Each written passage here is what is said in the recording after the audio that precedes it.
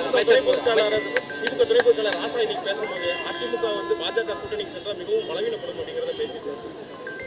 அவர் இப்படி சொல்ல முடியாது. அவர் என்ன ஜோசியரா? அவர் என்ன பெரிய ஸ்ட்ராட்டஜிக்கல் அனலிஸ்டா? அவர் ராசா சொன்னால் நடக்கக்கூடிய இது போயதான் விஷயமா என்ன? அவர் எதுவுமே எதிர்மறையாக தான் சொல்லிட்டு இருக்காரு. ஜனாதன தர்மத்துக்கு எதிர்மறையாக சொல்லுவார், பெண்களுக்கு எதிராக சொல்லுவார், எல்லாத்துக்கும் எதிராக பேசுவார். ஒரு மனுஷன் மாதிரியே பேச மாட்டார் அவர்.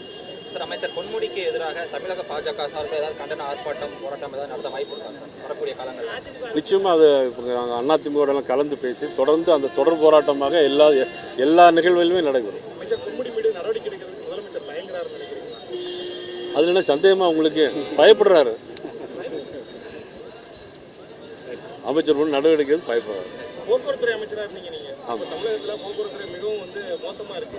பேருந்துகள் உள்ள சக்கரங்கள்லாம் கலந்து ஓடக்கூடிய ஒரு நிலை இருக்கு. பேருந்துல வந்து எந்த ஒரு உதிரிபாகம் கூட ஒரு முறையாக பணி செய்ய முடியாத ஒரு நிலை இருக்கு. எப்படி பார்க்குறீங்க இப்போதைய போக்குவரத்துறையோட நிலை? அதாவது அரசாங்கம் வந்து இது பொதுவான விஷயம். நியாயமாக சொல்ல போனால் அரசாங்கம் எந்த தொழிலும் பண்ணக்கூடாது.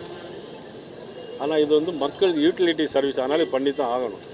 இதில் வந்து ஒரு நஷ்டம் வருதுன்னா அரசாங்கம் என்ன செய்யணும்னா அதுக்கு வந்து பணத்தை அதிகமாக அரசாங்கத்திலிருந்து போக்குவரத்து கழகங்கள் பணம் நிறைய கொடுத்து இந்த போக்குவரத்து கழகங்களை காப்பாற்ற வேண்டியது அரசினுடைய கடமை. இது அரசுடைய நிர்வாகத்தினுடைய ஒரு கோளாறுன்னு தான் நான் சொல்லுவேன்.